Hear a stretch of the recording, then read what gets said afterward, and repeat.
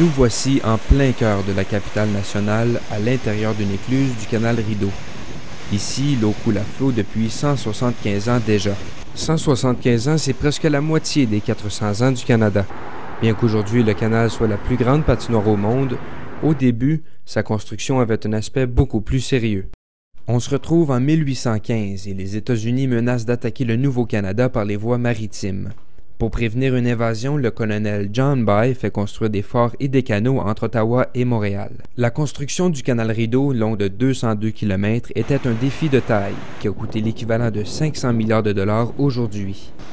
Bien que le canal soit vu comme un chef-d'œuvre de l'ingénierie au Canada, sa construction a été très difficile.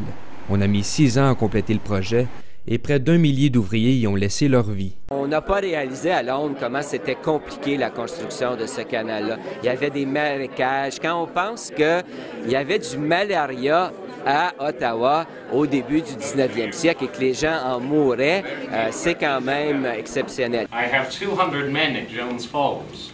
Unfortunately, everyone at the camp has taken sick with malaria. Well, I'm sure the doctor has... Including the doctor. Il ne reste plus que 2 mois avant d'aller patiner sur le canal Rideau et déjà, elle risque de se glisser parmi les pyramides et le Colisée d'Athènes dans le patrimoine mondial.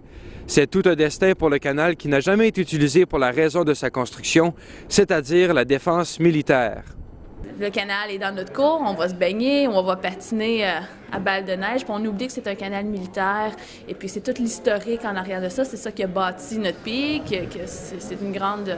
ça fait partie de notre histoire du Canada. C'est au musée Bytown, autrefois la forgerie, et le bureau du commissaire que se sont réunis dignitaires et historiens pour lancer la fête du 175e anniversaire de l'ouverture du canal Rideau. I think this is good for the city. We have a lot to be proud of in Ottawa, and I certainly intend to point those areas of pride out as often as I can. Un canal qui, d'emblème national, pourrait devenir international, car l'été prochain, en Nouvelle-Zélande, des membres de l'UNESCO étudieront la mise en candidature du canal Rideau comme site du patrimoine mondial.